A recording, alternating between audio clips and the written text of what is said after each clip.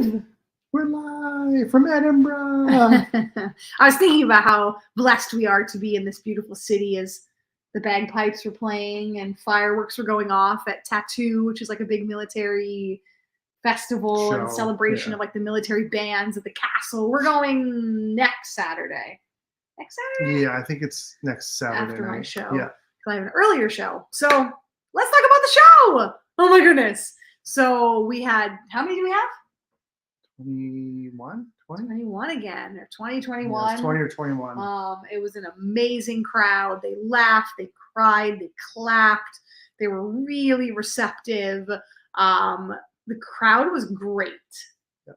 We were only 3 years, like, but it was probably 10. Yeah, it's probably 10 minutes over. So that's good. No, 10 minutes late, not over. Like 10 minutes late, yeah. To start. So that's actually good compared to what we've been. That's horrible, but that's good compared to if you've been following the lives. Yeah, the 35-minute nights. Yeah. Tech was okay. Tech was good. She still put a disco light on me. Yeah, there was 2 little blips, but it wasn't. That's fine. Like she put a disco light on instead of Patty, but at least it was like a pink and white disco. Yeah. We rolled with it. And then they missed the baby cue. The baby cry.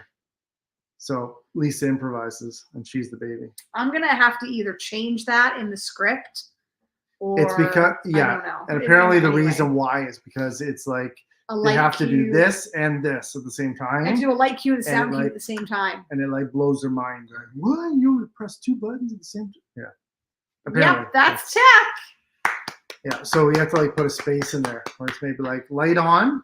There is a space. And then it's like cue actor does. That is. I can pull up the damn script and show them. That is how it is. Sorry. No, they just need to pay attention and follow. There's no other excuse then. But tonight was major distractions because here's what happens. There is this, it's called the Rock Choir. And they're lovely people. It's like a choir of like 45 women. And they all bring family. So they have a sold out crowd every night. So there's like 100 people. And when they are leaving the theater, they're freaking loud. And it's like 15 minutes into your show. And it's like serious in 15 minutes into my show. You can hear them laughing. You can hear them talking. You can hear them cackling. Again, when I went to a show earlier today, which I'll talk about in a moment, and I absolutely loved it. And as soon as we came out, I was in the hub of like, there's 3 theaters. And I came out of theater number 3. And we were talking and chatting, and the front of house staff was like, shh, shh. And I get that they were doing that because theater 1 and 2 were having shows probably still going on at it. And they were like telling us to be quiet. So I told the front of house today before the show, I said, I don't know what's happening, but I said, it sounds like a high school dance, like happening. They're shouting, there's laughing, there's screaming, there's cackling, there's giggling, there's conversation. I'm like, you can full on hear that in my theater in the middle of my show. So I'm like going in this like really intense scene where I'm like going to my mom saying, I feel like I don't matter to anyone. There's this counselor at school. Should I go talk to her? And my mom's saying like, no, don't go to therapy. They're going to think you're a crazy person. And it like sets the tone of this whole why Luna spirals. And it's a really quiet, so I'm there going, Mom, I feel like I don't matter to anyone. And you hear, yeah, that was great. Show was awesome. And I'm like, it's louder than me in the theater. So I told them, I said, if you could like, tell them to shut up in a nice way because there's a show going on. The hard part is that would be respectful. And she was like, I'll tell them to go out on the other side. Yeah. But there's like a vent outside the theater. What if they park there? What if they, So it's funny. So that was first distraction. That's been a distraction every single night for me. But it was really loud tonight. Yeah. Like you could full on hear conversations and a big crowd like in the theater, which was annoying. In the words of Oliver, annoying. Then we had a photographer come, which he got beautiful shots, but he didn't know how to turn off he's a pro and his shots are amazing. But for whatever reason. He doesn't know how to turn off the shutter. When he takes the photos, it goes like, So, and the theater's so freaking small that he's like right in front of me. So I'm again delivering these like really heavy, you know, or like intense moments. And it's like,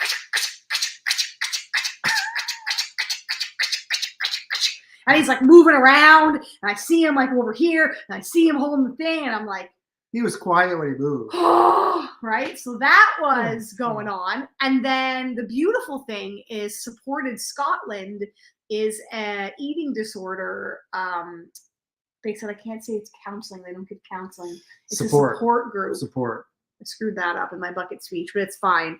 They were there tonight, and I was giving them like a little shout out and saying like, if you need support, because eating disorders is a theme we talk about in my show, and it was beautiful that I, partnered with them to raise awareness and give to the community and give back, and so there was a lot going on tonight between the late start, the loud crowd, the clicking up from the camera, my face, full house, yeah, pretty full house. Worried about tech. Worried about tech and having Support Scotland there. So, which was kind of funny. I made a huge mistake. I completely skipped 2 minutes of my play. That's awesome. So instead of going downstage right, well, it's right to me, and doing my nursing scene. The bed, and the nursing professor, and then the bed, the professor, and then the nursing montage, and then the bar. Somehow I went right from there right to the bar, and it was right. That was the time when all the laughing was throwing me. That loud conversation, that laughing, because it was supposed to be a really quiet moment, and I was having to speak up because you couldn't hear me. The outside noise was drowning out my theater. So I got a little thrown. So I actually skipped like a whole 2 minutes of my play. Luckily, nobody freaking noticed. No. But as I was doing a really intense scene later, I literally was like, how did I get here? I was like, did I skip? Oh my God, I skipped. Late. Okay, I'm in it. I just need to keep going. And I was like, just forget it. Like, just keep going. So that's the funny part about solo theater is that there is no one to save you. There's no one to right the ship. There's no one to turn it around and cover for you and pull you back into a scene if you screw something up. Like, it's, me, myself, and I up there. And but the fun part is I didn't really let it get me. Like, I just kept going, and I was like, it's fine. The audience probably doesn't even know. And, at least you didn't like break into like song and dance and try to do like comedy or something. No, you're like, you're good. You pick back up. I got it. So so that was cute. So I finished the show, and the photographer was crying. And Roberto, he's like this Italian, he's awesome, 50-something-year-old man. And he was like, I need a moment. I need a moment. And he was like full on, like crying. And it was just the most beautiful. He's like, oh my God, what a beautiful, beautiful story. And so brave. And your family, look at your beautiful family. And wow, like so healing, so helpful, so brave. He's so nice. And I was like starting to talk to him, and he like kind of turned his back, and he was like, I need a moment. And he wiped his tears. And I was like, wow, that's freaking cool. So again, just you do it for the audience, and that's why you do it for the people that you touch. And then another couple came up to me after and said they love the music. They love the song. She was a psychologist. He was and singer, psychologist / songwriter singer. And he was a songwriter singer. And they said they absolutely love the music. And one thing that was really awesome feedback was she said to me, your voice was perfect.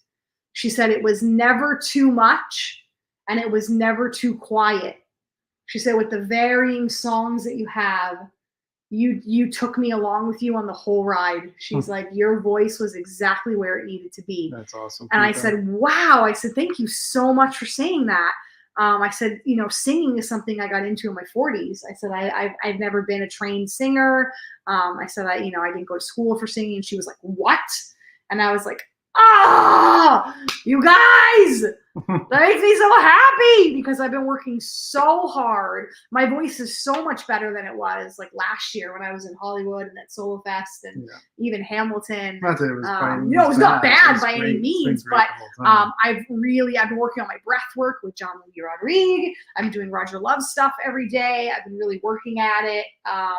And I've been really learning how when you sing, you have to relax. The more tense that you get, the sound doesn't sound good. So it's all about learning how to relax. And I've been learning how to relax and bring ease into the singing. And that's just changed everything. So it's been cool. Every review, like every audience review has been like, my voice is incredible. They love it. They love the music. So that's a freaking huge win. Huge, huge, huge win for me. And then what did you say the guy said that stayed after from the picture? Wasn't that the one you said you looked at him and he said, I like the music or something? That was the same. That was the couple. Yeah. And I looked over a few times because you could see he was getting into the music, but he was tapping his feet and he was like nodding along. And then after the two songs, he looked over at her and he was like, that song was amazing. That's so fun. So see, singer-songwriters said they loved it. Yeah. Stupid ass critic last night said all my songs were irrelevant and nothing worked. Professional singer-songwriters. And professional singer-songwriters. I would love to tell Drew Lawrence, who's a multi-platinum producer, songwriter that wrote Jar of Hearts with Christina Perry, that some young student reviewer said our music sucks and they're horrible and redundant and useless and amateur. So welcome to ED Fringe, where everybody has an opinion and that's about it. So yeah, I think that's just like short and sweet tonight. I don't really have anything else to complain about. Yeah, we were just looking for a place to go for dinner. Yeah. And we decided we were going to go back to, like, we went to this part of town earlier in the day. Diagon Alley. It's it's Victoria Street, which is supposed to be like where the inspiration of Diagon Alley came from for Harry Potter. That's cool. We were on our way anyway, and then we were just kind of like strolling. Because we're like, yeah, we'll just walk in, and it's a beautiful night. And then we came across this like Italian restaurant. And like we all kind of looked and we were like, ooh, that looks good. Like it looked really nice. It looked lively. Long story short, we went in. So good. Went in. They were like super welcome. Oh, hi. How are you? What can we do for you guys? Would you like a seat? Okay. It's going to be 5-10 minutes. Go to the bar. Have a drink. Sit down. Relax. Yeah. That's great. Anyway, then see the menu, and they had this like whiskey menu. And of course, we're in Scotland, the land of whiskey. We call it Scotch back home, but here they call it whiskey. Weird, but the same. And then they have this really cool page in the whiskey book that like I can't remember what it's called, the whiskey map or something. A compass. It was like a compass, and it had like 10 stars on it, and then underneath it like basically told you like it was like, what was it? It was like light, mild, smoky, I don't know, bold or something. Yeah. Cool. Yeah, anyway, and then it like described the different whiskeys and where they're from, the regions. So then we're like, kind of like you would see when you see wine. Yeah, kind of like a wine tasting. And we're like, oh my god, I can't believe we're like 9 days into Scotland and we haven't even tasted a whiskey. I kept saying I need a stiff drink. And Lisa's been joking. I need a stiff drink. From Schitt's Creek, if you've ever watched that, when David Rose says, he goes to the backyard party. Stiff. I'm like, yep. He goes to the hoedown party. So after all the shit we've been through, we tried I'm gonna try whiskey. So I tried like the lightest, mildest. Yeah. On the rocks. Doesn't really exist. And it was all right. Yeah, there's no like mild, mellow whiskey. Very slowly. But the thing with whiskey that I find is like it's not like harsh liquor that like burns your throat. Like there's no throat burning. There's nothing like that. It is like really strong. Yeah, it was good. But yeah, it's really good. So all in all, I'd say we had a really good day. I just imagine us like in the Highlands with like kilts on, coming back from a hard day down in the field. In a kilt? Yeah. In the field? Yes. Highlands. What were we doing in the field? I don't know. Battling. Right. Right. It does feel like it's a little bit of a battle here. So I'm not gonna lie. I'm like every day. Every day's today. a battle. I'm so tired. It's so taxing. I wish we could just get everybody to be quiet That like really, really threw me. Actually, the other thing, I don't want to say it threw me, but I went to see a very cool play today called The Mind of the Narcissist. And it was cool because there's 3 of us here. One is a stand-up comedian, myself, which is solo show with music and theater. The story. There's 3 different shows. You And said the 3 other of one- us. It's 3. There's Well, 3 yeah, shows. oh yeah, and there's like 3, that's what I meant to say, like 3 shows. And the third one, this is like a dark, I don't know what it is. It was like a dark show about the mind of a narcissist. Yeah, drama, or actually they just called it a dark show, a dark theater piece. And it was really cool to see the overlaps of, even she was saying, because they came to my show last night and they were like, the exact words that you use in yours are some of the like exact phrases that they use in theirs. Theirs is more kind of like psychological and clinical in a way. That really like describes the mind of a narcissist, but she was like, it's so cool to see how ours is clinical, but yet yours is like a story. Still and then another lady's doing like stand-up comedy. So I was just so inspired. Like I freaking love seeing other people's art and acting. And then we connected with one of the actors, lives in Scotland, was originally Canadian. Yeah. And we were chatting with her about moving here and life here and life back home and being from Calgary and then moving to Toronto and coming here. It was just being with their partner. It was a beautiful day of connecting. It was a beautiful day of art. It was a beautiful day of celebrating. It was a beautiful day of rolling with the punches. I mean, that's distractions is something, this is not, if you want to come over to Edinburgh, because I know a lot of people are watching this to see like fellow peers, fellow artists, depending on where you go, if you think it's like, you're getting the royal treatment and they're rolling out the red carpet, it is like the farthest freaking thing from the truth. Like I said, from like tech being a disaster and running late every day and the theater's hot. Like even me, I'm like, oh my God, I had sweat just like crazy. Dripping down my face. Like I was soaked. Like we washed these clothes, my outfit, my show outfit, we washed like every day. I'm just like drenched with sweat. It's so hot. It is not at all Broadway. I knew it wasn't, that was not my expectation. But this is by far the crappiest theater, the crappiest setup. Yeah. The crappiest everything.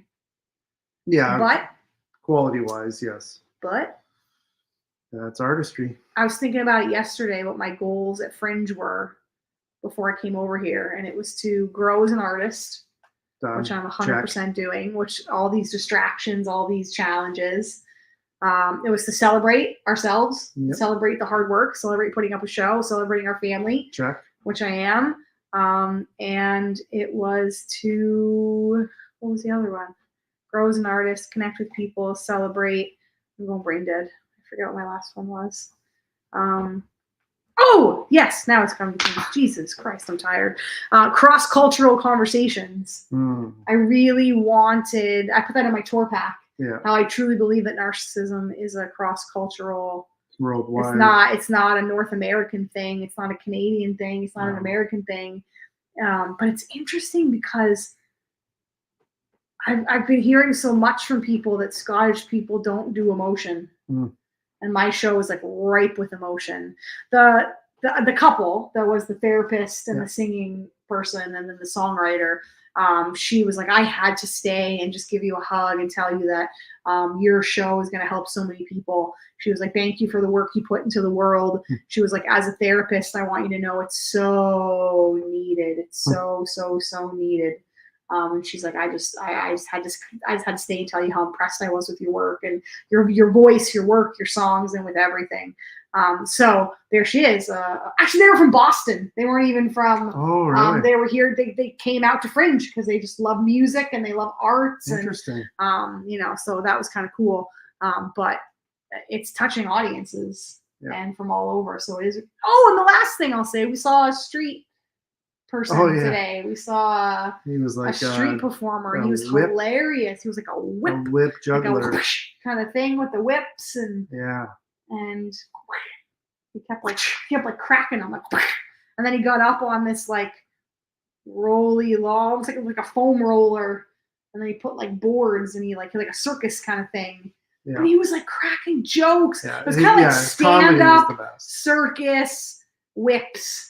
But he was just going off the cuff. Like Oh my he God, was, it was he so would funny. like just pick people out in the crowd It was or people walking hilarious. by on the street. And yeah, like some of his one-liners were just gold. I was dying. They I have were it on solid video, gold. so I'm gonna post it. But that was really fun just to see a street performer and Yep. throw them, $10 British pound. And I love supporting performers because people weren't giving him money, and I was like, do you know how long and hard it probably took him to train to balance on those circus things? And he was juggling a knife, an axe, Knife and axe and like I don't know. it was almost pin or like a something. chainsaw blade. Right? He was like juggling though. Like it was really cool. And Yeah. it was really, so I was like, people just, this whole thing, the artists just should be, proud of their work and don't deserve to get paid. No. Yeah. So that's the update. I don't know who's watching. They're a quiet crowd today. Quiet crowd. Probably because I don't Post show 6. Post show 6. It Out. was a good day. Hopefully we 21 can get some people. sleep tonight. They loved the music. They laughed. They cried. That's what it's all about. They stayed after to chat with me. It was a good night. Great Touching night. people. It was a good night, baby. Yeah. It was a good night. All right, that's it. We'll see you tomorrow. Back again. Do I have a day off tomorrow? No, I do not. I'll be Not at till show Sunday. 7 tomorrow. So let's hope I get some sleep and all goes good. Thanks for being here, guys. We love you. Bye. Keep you posted.